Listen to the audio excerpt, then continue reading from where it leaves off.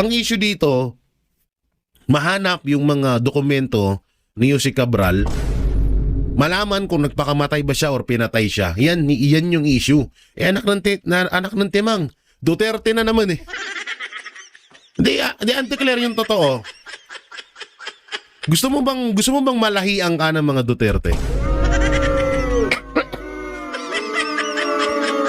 Hindi yung totoo. Inom lang ako tubig ha. Nahihiwagaan na ako kay Auntie eh. Parang gustong malahian ng Duterte.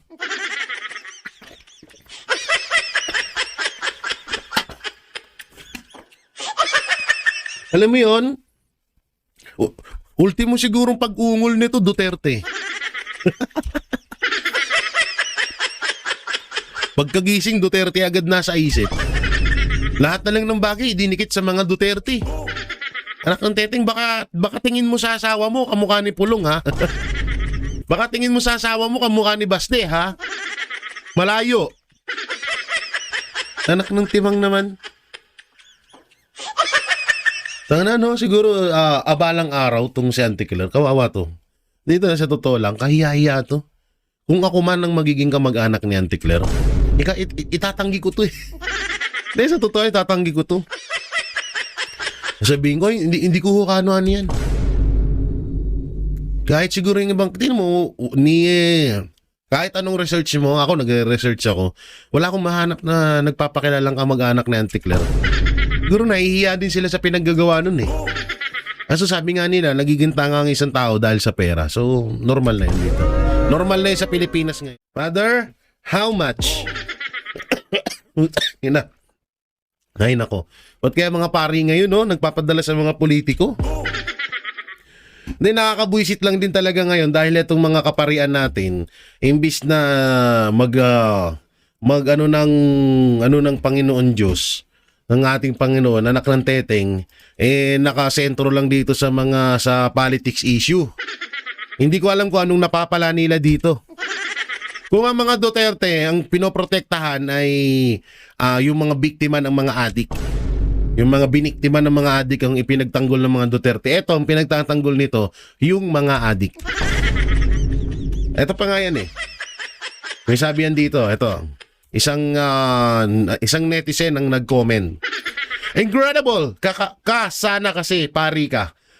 Kung in-expose mo rin sana ang mga criminal act ni Marcos tulad ng active na drug addict ayon kay Amy, magnanakaw ng trilyones ayon kay Saldico, huwag kang one-sided at focus sa Duterte lang.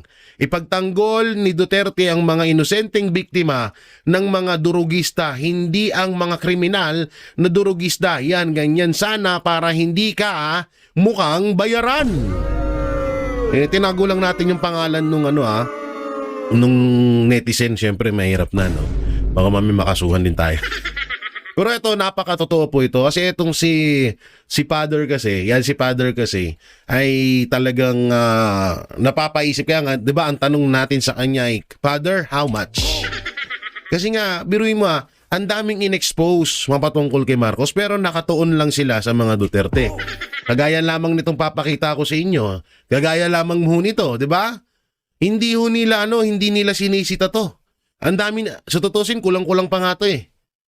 Kahit isa man lang sana dito sitayin nila, pero wala, tikom yung bibig nila sa isyong to. Tapos nakapokus tong pari na to sa mga Duterte. Sino pinagtatanggol? Tayo ba? Tayo ba pinagtatanggol nito? Karapatan ba natin? Hindi. Karapatan ng mga adik ang pinagtatanggol niya.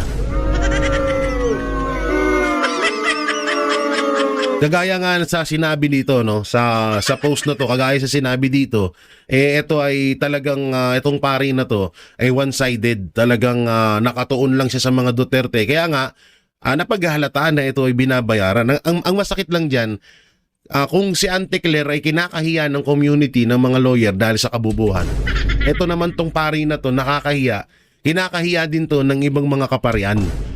Iniutos ng Office of the Ombudsman sa mga otoridad sa Benguet na kunin, ingatan at ipreserba ang lahat ng gadget at electronic devices ng yumaong dating Department of Public Works and Highways DPWH Undersecretary Maria Catalina Cabral. Kasunod ng mga ulat na siya ay natagpuang patay matapos umanong mahulog sa bangin malapit sa Buwed River sa Tuba, Benguet. Sa isang pahayag, sinabi ni Assistant Ombudsman Miko Clavano na mahalagang ma-secure at ma-turn over sa mga investigador sa tamang panahon ang mga naturang gadget bilang bahagi ng patuloy na investigasyon sa mga pangyayari at kalagayan sa likod ng pagkamatay ni Cabral. Ang direktiba ng Ombudsman ay inilabas sa gitna ng lumalakas na panawagan na maprotektahan ang mga posibleng ebidensya at testigo, lalo't si Cabral ay isang key official noon ng DPWH na humawak sa budget preparation, infrastructure planning at public-private partnership PP projects ng ahensya. Nauna nang lumutang ang mga pahayag ng ilang mambabatas na ang mga electronic files at record na maaring nasa pag-iingat ni Cabral ay mahalaga sa paglilinaw ng mga aligasyon kaugnay ng DPWH budget insertions at flood control project. Dahil dito, iginiit ng Ombudsman na hindi dapat masira, mabura o mawala ng anumang digital evidence habang isinasagawa ang investigasyon. Samantala, hindi naman nakapagpigil at tila matapang na ibinunyag at binuking naman ng matapang na kongresman ng Batangas na si Leandro Libiste ang di umano'y biglaang utos at galawan ni Ben Dalo Buying Rimulya. Ayon pa sa kumpirmadong balita, hindi ilalabas ang katawan hanggat hindi isinosurrender ang cellphone ni Yusek Cabral. Ibinunyag ni Batangas 1st District Representative Leandro Libiste ang isang nakakabahalang update kaugnay ng labi ng yumaong dating DPWH Undersecretary Maria Catalina Cabral matapos umano siyang kausapin ng pamilya nito. Ayon kay Libiste, ipinaalam sa kanya ng mga anak ni Cabral na sinabihan umano sila ng mga otoridad na hindi ilalabas ang bangkay ng kanilang ina hanggat hindi nila isinusuko ang cellphone ng yumaong opisyal. Sinabihan ng mga anak ni yumaong Yusek Cabral na hindi ilalabas ang bangkay ng kanilang ina hanggat hindi nila ibinibigay ang cellphone nito. Dagdag pa ng kongresista, ang kondisyong ito ay ipinatutupad kahit wala pang kasong naisampa laban kay Cabral sa alinmang hukuman. Isang sitwasyong ayon sa kanya ay nagbubukas ng seryosong tanong hinggil sa due process at sa karapatan ng pamilya ng yumao. Ito ay kahit wala pang kasong naisampa laban sa kanya sa alinmang hukuman. Ipinaliwanag din ni Libiste kung bakit itinuturing na napakahalaga ng naturang cellphone at iba pang electronic devices ng yumaong opisyal sa patuloy na investigasyon. Nasa devices niya ang listahan ng mga proponents ng DPWH insertions. Yun sa mambabatas, ang impormasyong ito ang dahilan kung bakit nananatiling kritikal na ebidensya ang mga personal na gamit ni Cabral sa gitna ng mga aligasyon ng DPWH budget insertions at flood control anomalies. Kasabay ng kanyang update, iginiit ni Libiste ang pangangailangang maging malinaw at makatao ang proseso na habang mahalaga ang preserbasyon ng ebidensya, hindi rin dapat maisantabi ang dignidad ng yumao at ang karapatan ng kanyang pamilya.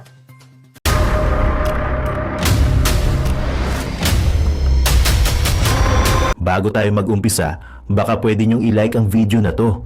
Malaking bagay ang like sa aming mga content creators. Maraming salamat po.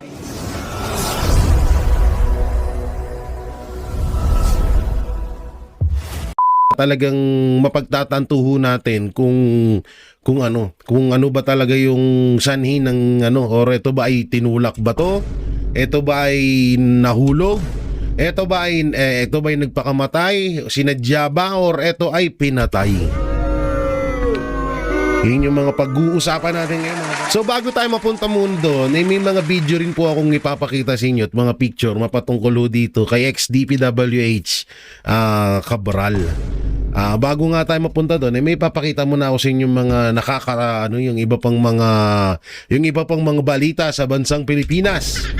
Kagaya lamang nito na baka nakakalimutan na rin ng iba to. Oh, ito hindi ko katulad ho nito.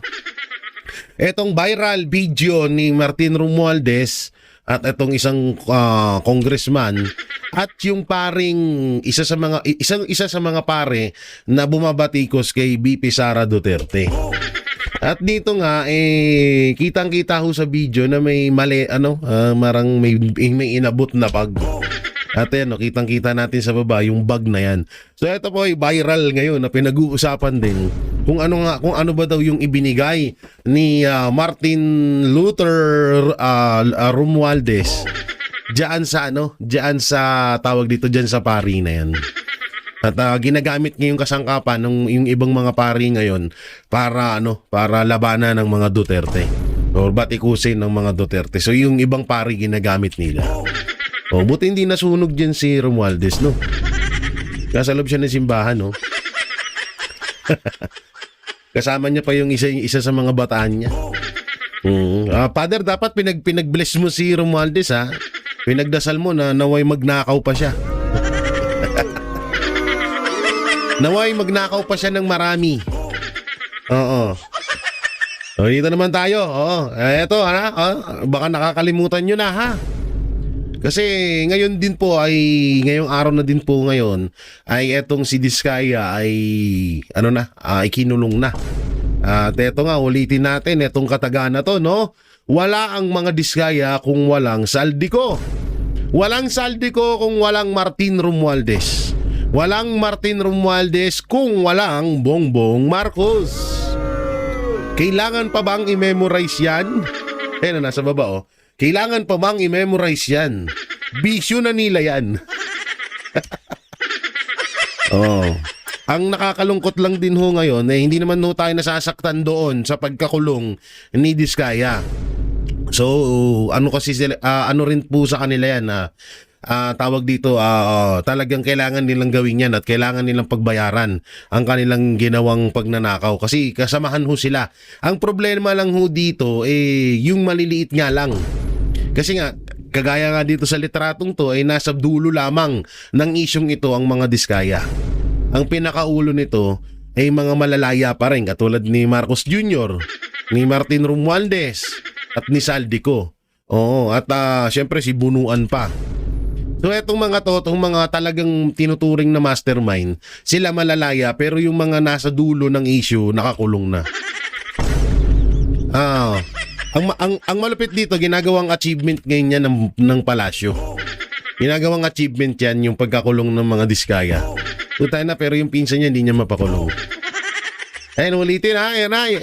Lagi nating tandaan to, ha. Walang mga Diskaya kung walang Saldico. Walang Saldico kung walang Martin Romualdez. Walang Martin Romualdez kung walang Marcos Jr. Kailangan yung tandaan yan. Yan ang dapat yung alalahanin araw-araw. Okay, dito naman tayo sa isa. Eto. Oy, kamusta na to? Ang dami ng issue na lumalaganap sa bansang Pilipinas. Parang nakakalimutan na ata natin ito. Yan, mga ninakaw po yan, ha? At mamaya pag-usapan ho natin itong SSS funds na to. Ha? Itong SSS fund na to, ha? Pag-usapan natin yan. Grabe yung pera to. Asan na kaya to, no? Siyempre, kailangan natin kalampagin to. Pera ng taong bayan yan. Kaya dapat, pinupuna itong mga, at dapat dito tayo nakasentro sa, sa issue na to. Itong, katulad yan, 241 billion, 500 billion. Ang daming bilyones. Pero naghihirap ang Pilipinas. Ganong kalupit. At eto na nga si Father. Si Father na dating tumitira ng Fulburon. Si Father na ginagamit para labanan ang mga Duterte. Ang tanong, magkano, Father? Father, how much? How much, ha? Baka naman, Father, ha? Pamasko lang dyan. Baka naman, ha? Masyadong yumuko yung camera natin. Ibaba natin konti. Father, how much? Ay, nako. Ba't kaya mga pari ngayon, nagpapadala sa mga politiko? Hindi, nakakabwisit lang din talaga ngayon dahil itong mga kaparian natin, imbis na ng Panginoon Diyos, ng ating Panginoon, anak ng teteng, nakasentro lang dito sa politics issue. Hindi ko alam kung anong napapala nila dito. Kung ang mga Duterte, ang pinoprotektahan ay yung mga biktima ng mga adik. Yung mga biniktima ng mga adik ang ipinagtanggol ng mga Duterte. Ito, ang pinagtatanggol nito, yung mga adik. Ito pa nga yan eh. May sabi yan dito, ito. Isang netizen ang nag-comment. Incredible! Sana kasi, pari ka. Kung in-expose mo rin sana ang mga criminal act ni Marcos tulad ng active na drug addict ayon kay Amy, magnanakaw ng trilyones ayon kay Saldico, huwag kang one-sided at focus sa Duterte lang. Ipagtanggol ni Duterte ang mga inosenteng biktima ng mga durugista, hindi ang mga kriminal na durugista. Yan, ganyan sana para hindi ka mukhang bayaran. Tinago lang natin yung pangalan nung nung netizen. Syempre mahirap na, no? Baka may makasuhan din tayo. Pero ito, napakatotoo po ito. Kasi itong si Father kasi, si Father kasi, ay talagang napapaisip. Kaya nga, di ba, ang tanong natin sa kanya ay, Father, how much? Kasi nga, biruin mo ang daming in-expose mapatungkol kay Marcos, pero nakatuon lang sila sa mga Duterte. Kagaya lamang nitong papakita ko sa inyo. Kagaya lamang mo nito, di ba? Hindi ho nila, hindi nila sinisita to. Ang dami, sa tutusin, kulang-kulang pa nga to eh. Kahit isa man lang sana dito si tayo nila, pero wala, atikom yung bibig nila sa isyong to. Tapos nakapokus tong pari na to sa mga Duterte. Sino pinagtatanggol? Tayo ba? Tayo ba pinagtatanggol nito? Karapatan ba natin? Hindi. Karapatan ng mga adik ang pinagtatanggol niya. Kagaya nga sa sinabi dito, no, sa post na to, kagaya sa sinabi dito, ito ay talagang itong pari na to ay one-sided, talagang nakatuon lang siya sa mga Duterte. Kaya nga napaghahalataan na ito ay binabayaran. Ang masakit lang diyan, kung si Auntie Claire ay kinakahiya ng community ng mga lawyer dahil sa kabubuhan. Ito naman tong pari na to nakakahiya. Kinakahiya din to ng ibang mga kaparian. Dahil hindi ho trabaho ng mga kapare na mag-alay or sumunod or magsunod-sunuran or makialam sa awayan ng politiko. Ayun yun. Villanueva pa pala to. Ito mag-anakan pa namin. Ay, kamag-anak pa namin Villanueva, hindi pala. So yan, no? Grabe dito, no? Una-una dito pa lang sa in-expose ni Amy nga. In-expose ni Saldico, wala silang react. Dito sa nakawan dito sa mga pera to, wala rin pa rin silang react. Hindi sila nagko-komento. Kaya nga talagang masasabi mong mga bayaran. Bayaran yarn. Dito naman tayo. Eto pa. Oy, Father? Asan na si Father? Father, eto, dami pa niya, no? Father, baka gusto mong silipin din to. Baka sakaling, to, free lang ba to? Okay lang ba to, Father? Hindi ba to karapat dapat na sitahin? Yung 120, ngayon ko lang napagtanto, Father, na mas malaki pala ang 125 million kesa sa bilyones na ninanakaw ni Marcos Jr. Okay. Mas malaki pala yun. Baliktad na pala ngayon. Oo. Kasi ang pinaglalaban ni Father, yung 125 million na confidential pa ni BP Sara. Yun yung yun yung pinaglalaban niya rito. Oo. Pero dito, tahimik siya dito. Tahimik siya dyan dito sa isyung to. Ngayon ko napagtanto na mas mataas ang milyon kaysa sa bilyon. Ano ba naman yan, pari ka, tas tanga ka pa? Nakakahiya lang talaga at nakakainsulto itong pinagagawa ng mga pari na to. Nakakahiya dahil syempre, isa sa mga respetadong relihiyon ng Katoliko, tapos binababoy lang nitong mga hindot na to. Ang masaklap pa niyan, dating adik. May post naman to si Father na wala na ba daw karapatan na magbago ang lahat. Meron naman, Father. Oo. Meron naman, lahat naman ho tayo may karapatan na magbago. Kaso ikaw kasi, Father, pinagbigyan ka na nga na magbago ka, puta na sinisira mo na naman ngayon.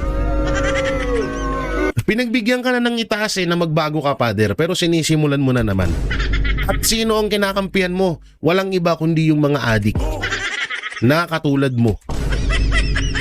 Pinagbigyan ka na Andiyan ka na sa posisyon na pari ka. O, pari ka, magbago ka, magserbisyo ka, magserbisyo ka, ipalaganap mo ang kautusan ng ating Ama, ng Diyos, ng kung ano-ano pang mga kautusan na dapat malaman ng publiko. Pero ang nangyayari, anak ng teteng, nakapokus ka dun sa issue na hindi mo naman dapat pinapakailaman yun. Nakakahiya bilang isang bininyagan ako sa pagiging Katoliko. Pero nakakahiya ako na may ganitong pare na ginagamit siya or ang hilig nyo sa gamit. Ang hilig nyo sa paggamit, no? Nahalata ko. O kayo lang din nagagamitan. Ay, nako, Father. Nakakahiya. Sabi ko siya, tigil mo na yan, ha? O, pero depende na lang kung malaki bigayan. Talagang, kahit naman di sino, di ba? Sabihin na natin na pag binakbakan mo si BP Sara, additional 10 million. Aba, putang. Kaya yung iba, di ba, atat lagi. Atat lagi na ma-expose sila, na binabanatan nila mga Duterte, may mga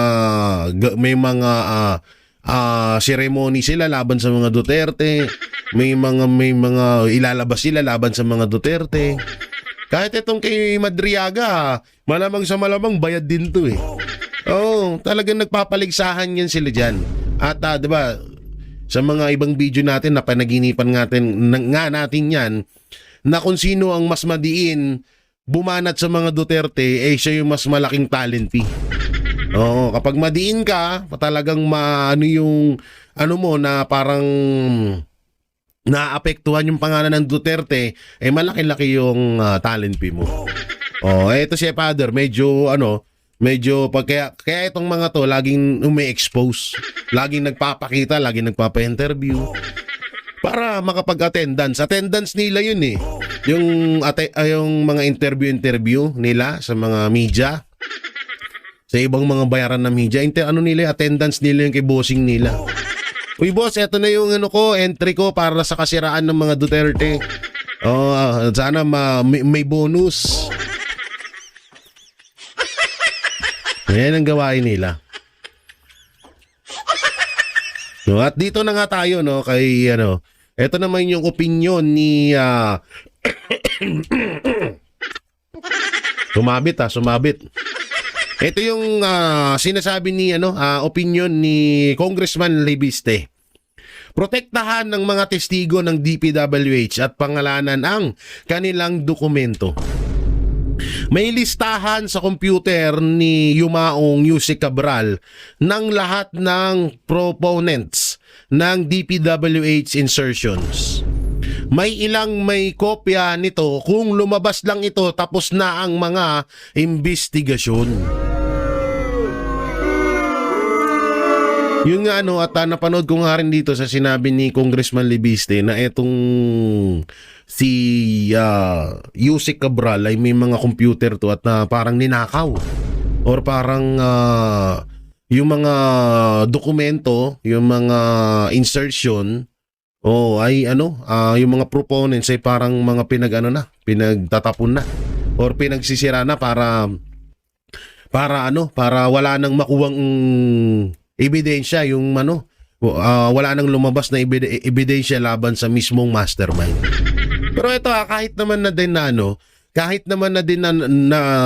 nakuha na nila yung hawak ni Yusek Cabral na mga dokumento, alam naman na ng buong Pilipino kung sino talaga ang mastermind sa nangyayaring nakawan ngayon.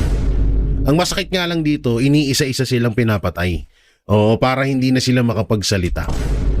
Kaya eto, Congressman Libiste, ang tanong lang dito, bakit mo alam at bakit mo nalaman na mayroong mga dokumento na hawak? Sabagay, Yusek nga naman to. May punto dito si Congressman Libiste kasi Yusek syempre isa yan sa may mga alam talaga at dito dumadaan din. At isa si Yusek Cabral sa may mga may hawak ng mga matitinding ebidensya laban sa kay Churarat. Kay sa mastermind ng nakawan dito. Mamaya, ano natin yung isa-isahin natin yung mga ebidensya at yung sa video na ipapakita ko sa inyo mamaya. Oh, at dito naman, ang salita naman si Ombudsman Remulla. Boying inutusan ng mga otoridad na i-secure ang mga gadget ni Yusek Cabral. Patay na. So dito, sabi ni so ibig sabihin totoo nga talaga na merong mga ebidensya na hawak si Yusek Cabral. Kasi dito sinabi ni Boying na yung mga gadget ni Yusek Cabral ay kailangan ma-secure, mabantayan ng maayos dahil nandoon ng mga ebidensya. Grabe. Oh. Pero eto may hinala ako dito Etong mga ebidensya ni Yusek Cabral ay may pinagbigyan na siyang tao. Kalat na ho ito. Kalat na to. Kalat na tong mga dokumento na to. Nagaantay lang ng tamang pagkakataon para mailabas to. Kaya din siguro, kung halimbawa man nagpakamatay nga talaga si Yusek Cabral or pinatay siya, kung halimbawa mang nagpakamatay siya, maaari nga na baka, sige, tapusin ko na yung buhay ko, at least, naikalat ko naman na yung mga ebidensya para sila na yung maglabas. Pero sa balang araw lalabas to, lalo't buhay na yung inilaan dito ang naging kapalit. May talaga may darating ang panahon na lalabas yan. Inutos ng Office of the Ombudsman sa mga otoridad ng Benguet na kunin, ingatan at i-preserba ang lahat ng gadget ng yumaong dating DPWH Yusek Cabral. Ewan ko ba kung magtitiwala pa ba ako dito kay Remulla? Parang di nakapaniwala si Remulla, no? Tapos mga ilang araw biglang pag hinanap tong mga gadget na to, hindi na naman niya alam. Yun yung masaklap dun Sasabihin ay wala akong alam dyan. Kasi bandang huli talagang hahanapin tong mga gadget na to kasi nandiyan yung mga ebidensya. Ang masama niyan, pipiliin na yung mga pwedeng lumabas yung mga pangalan dun ni ganito, ni ganyan. Yun yung itatapon. Tapos yung mga ititira doon, yung pwedeng idikit na naman sa mga Duterte. Yun na naman. At may video nga ako napanood ni Auntie Claire na sinasabi niya na parang ang pinapalabas niya ay parang mga Duterte daw ang nagpatumba kay Yusek Cabral. Sabi ko, hanip naman. Sabi ko, Auntie Claire, grabe talaga imahinasyon mo. Parehas na parehas kayo ng boss mo. Ang lawak ng utak niyo sa mga imahinasyon. Anak ng teteng na yan. Kasi may live siya, sabi niya, may mga dokumento daw na hawak si Yusek Cabral laban sa mga Duterte. Lalong-lalo na daw kay Pulong Duterte. Ang issue dito, mahanap yung mga dokumento ni Yusek Cabral, malaman kung nagpakamatay ba siya or pinatay siya. Yan yung issue. Anak ng timang, Duterte na naman Di Auntie Claire, yung totoo. Gusto mo bang malahian ka ng mga Duterte? Hindi, yung totoo. Inom lang ako tubig, ha? Nahihiwagaan na ako kay Auntie Claire Parang gustong malahian ng Duterte.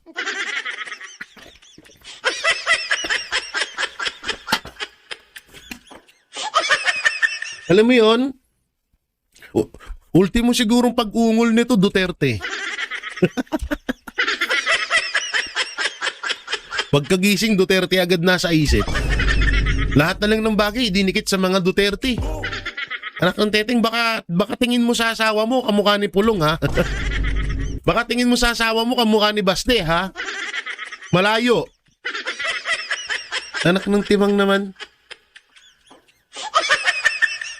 Siguro abalang araw tong si Auntie Claire. Kawawa to. Dito na sa totoo lang, kahiya-hiya to. Kung ako man ang magiging kamag-anak ni Auntie Claire, itatanggi ko to Dahil sa totoo, itatanggi ko to. Sabihin ko, hindi ko kano-ano yan. Kahit siguro yung ibang, tingnan mo, Kahit anong research mo, ako nagre-research ako, wala akong mahanap na nagpapakilalang kamag-anak ni Auntie Claire. Siguro nahihiya din sila sa pinaggagawa nun eh. Kaso sabi nga nila, nagiging tanga ang isang tao dahil sa pera. So, normal na yun dito. Normal na yun sa Pilipinas ngayon. Ang daming mga lawyer, katulad ni Auntie Claire, ng iba dyan na kung titignan mo sila mga professional, pero bandang huli nga kasi nga dahil sa pera natatakpan yung kanilang katalinuhan, nagtatanga-tangahan, di ba? Nagtatanga-tangahan, so talagang obvious na ngayon na nangyayari yan. Ay dito naman tayo kay Ombudsman, hindi ko alam kung pagkakatiwalaan pa ba natin to. Medyo nakakatakot na rin kasi ito si Ombudsman Remulla. At alam naman na natin kung sino nag-appoint dyan. Pero malay nyo naman din naman, etong si Remulla, baka bumawi din. Baka naghahanap lang din ng tiyempo to para traidorin naman si Marcos Jr. So yan yung abangan natin, ha? Oo. Nauna pa si Cabral kay Remulla, no? Sayang. Sorry. Hindi bigla lumasok sa isip ko eh. Iba talaga mga demonyo, ang titibay ng buhay. Ito ha. Sa mga nilaglag at ilalaglag nila sa flood control corruption na ito, magsalita na kayo.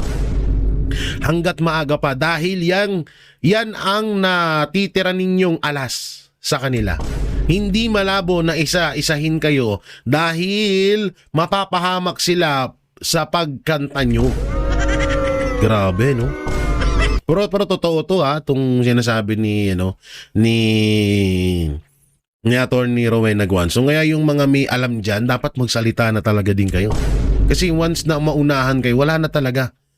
Hindi nyo na kayang yan. Hindi katulad niyan. Ano pa ba ang malalaman natin kay Yusek Cabral? Patay na siya. Rest in peace sa kanyang sa kanya at sa kanyang buong pamilya. 'Di ba? Condolence. Tayo ay kahit na involved siya rito sa nakawan na to, syempre hindi pa rin natin kagustuhan na may buhay na mawala dahil alam naman natin na si Ama lang dapat ang si Ama lang ang dapat magdesisyon niyan. Ngayon, dapat nga talaga din magsalita na yung iba't ibang mga nakakaalam kung sino talaga yung mastermind sa isyong ito. Kasi nga sa panahon nga ngayon, parang kasi kamakailan lang yung mga engineer at ibang mga contractor yung tinutumba. Ngayon mismong yung palaki na ng palaki, pataas na ng pataas. Yung mga tao katulad nito ni Cabral na marami nga nagsasabi na hindi siya nagpakamatay kundi ito ay pinatay. Maraming nagsasabi na sobrang daming alam ni Yusek Cabral. What if pa yung iba? Lalong-lalo na katulad niya si Bunuan, asa na? Gagawa tayo ng isang video kay Bunuan, ha? At kay Kiko Barzaga. Abangan niyo yan sa susunod natin mga video. Kaya dapat magsalita na kayo. Gayahin niyo yung ginawa ni Saldico. Kahit papano, malalaman ng talagang ng publiko yung mga hindi pa natin nalalaman at kung sino-sino yung mga yan.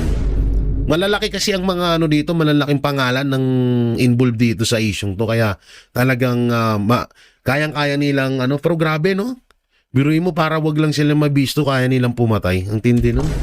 Yun yung pinakamatindi doon. Para lang sa katahimikan, para hindi lang mabisto ang kanilang pagiging kawatan, papatay sila. Ewan ko na lang kung sino yung mga susunod, pero ayon nga sa iba, sunod-sunod na nga daw ito. Dahil para manahimik at pero alam naman na ho natin kung sino talaga ang mastermind. Ang pinupuntuhan natin is mas lumabas pa at mas pagtibayin pa yung mga ebidensya para doon sa itinuturong mastermind ng mga nakawan na nangyayari sa Pilipinas. At ito naman, ang isang Remulla, si The Mr. Loverboy. Sabi niya rito, sumailalim pa rin siya sa autopsy at DNA test para matiyak na siya talaga iyon. Baka budol-budol to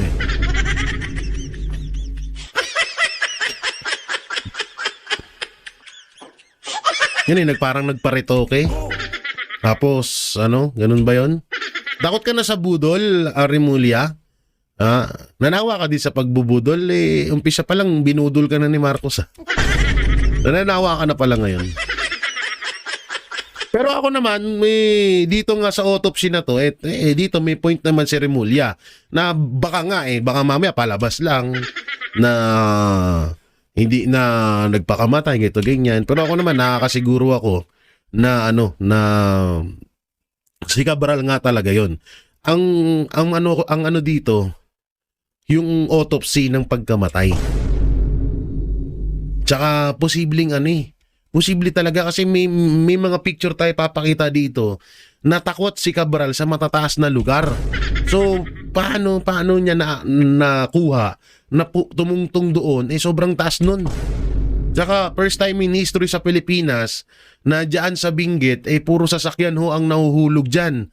First time lang po na tao pero walang sasakyan na nahulog. Sa totoo lang maraming ang memes na lumalabas na kauna-unahan sa kasaysayan yan. Kaso may sinabi ang asawa ni Cabral mapatungkol dito sa autopsy at sa DNA test na yan. So mamaya natin papakita sa inyo. Mamaya ha. Eto yun sinasabi ko kanina. My biggest phobia is ang pinakamalaki niyang kinakatakutan niya ay yung matataas na lugar. Ito yung sinabi ni former DPWH Yusek Cabral nung siya ay nabubuhay pa. Kaya ngayon nagtataka ang taong bayan na paano siya papatong doon sa mataas na lugar na yun. May phobia siya sa matataas na lugar. At dito may papakita nga ako sa inyong video. May papakita nga ho ako sa inyong picture. Ito yung isa daw ng mga ebidensya. At ayun. Ayun po daw si Yusek Cabral. At ito po yung kanyang driver. Bago mangyari yung insidente, nagpicture pala tong driver at makikita kung nasaan si Yusek Cabral. Ang tanong, isusum natin kung siya ba talaga to. Titignan natin kung siya nga talaga to. Pero parang siya naman, kahit din dito sa cellphone ko, dito rin natin, try din natin na i-zoom kung si Yusek Cabral. Mukhang siya naman din talaga. Kaso dito, ang problema kasi, ang nakakapagtaka dito, bakit iniwan ng driver yung amo niya dun? Sabihin na natin, sige, hayaan siya mapag-isa. Pwede naman lang dun lang siya pumunta sa unahan. Bakit ba dyan? Na alam niya naman na delikado. Diba? So, talagang nakakapagtaka. Ama naming Diyos na makapangyarihan sa lahat, salamat po sa iyong pagmamahal na hindi nagmamaliw. Sa gitna ng kaguluhan sa aming bansa, turuan niyo po kaming magtiwala sa iyong hustisya at hindi sa hustisya ng tao. Linisin niyo po ang aming mga puso at ituro niyo po ang tamang daan ng katotohanan at pag-ibig. Tulungan niyo po kaming maging ilaw sa gitna ng dilim at ipakita sa mundo na may pag-asa pa sa pangalan ng aming Panginoon Hesus. Salamat po sa pag-ibig po ninyo at salamat sa pagdinig ng aming mga panalangin at iligtas niyo po kami. Sa pangalawa po ninyong pagparito at patawarin po kami sa lahat ng aming mga pagkukulang at pagkakasala sapagkat ito po ang aming samutiling sa matamis na pangalan ng aming Panginoon Hesus. Amen. Sa lumang silid, mag-isa kang tahimik. Walang kamera, palakpak ay wala na. Ngunit sa bawat pader ng bayang iniwan mo, may pangalan mong di na mabubura.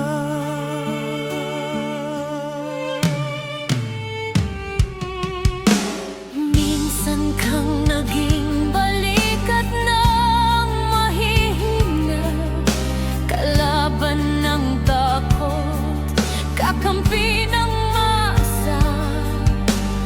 Di mo man laging nasabi ang tama, pinili mong ipaglaban ang madla.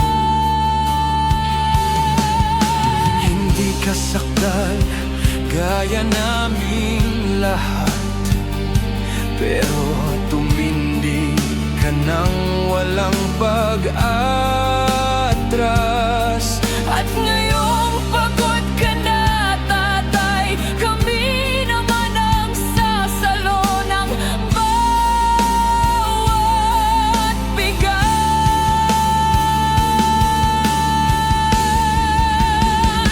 Hanggang sa dulo, ikaw ay mahal.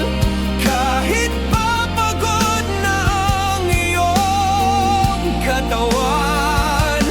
Tatay, salamat sa iyong paglaban. Ngayon, kami naman hanggang sa dulo. Di ka namin iiwan. Ang kwento mo'y dala ng bayan.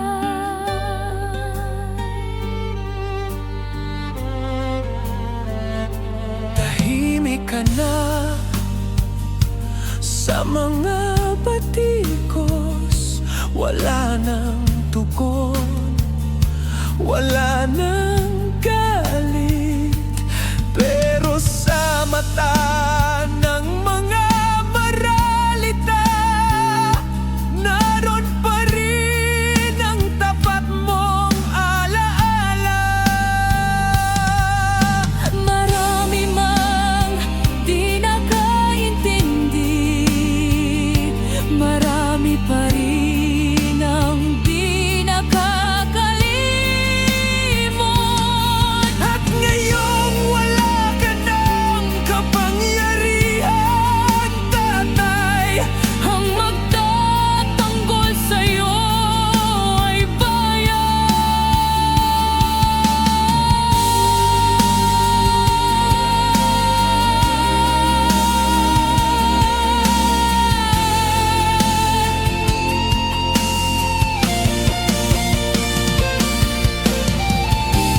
hindi ka nag-iisa kahit ngayon.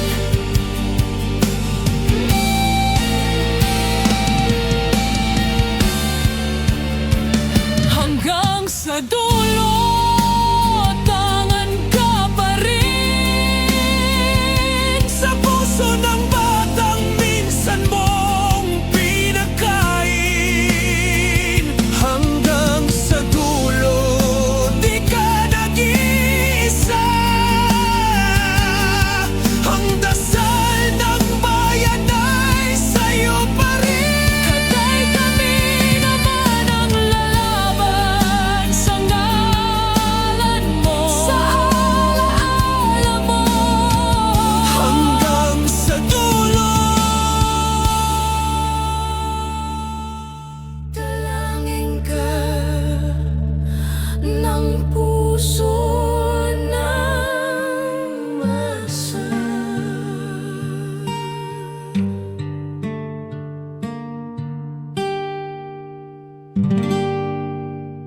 At yun na nga mga kababayan, ano na ang masasabi mo? Kung mayroon kayong hinaing at komento patungkol sa balitang ito, please comment down below. Pag-uusapan natin yan sa comment section. At kung nagustuhan nyo ang video, ay huwag kalimutang mag-like at i-share na din para mas marami pang makaalam at umabot ito sa marami sa ating mga kababayan. Maraming salamat po. Mabuti pa ang sardinas, may label. Eh tayo, wala. Oo nga pala. Nay, ito na yung bayad ko sa isa, ano? O, kunin mo yung isa. Isa muna, yan, o. Tapos, isa pa, di ba? 4 dapat na sardinas, eh. O, yan. 3 na. Pang-4 na sardinas. O, okay na.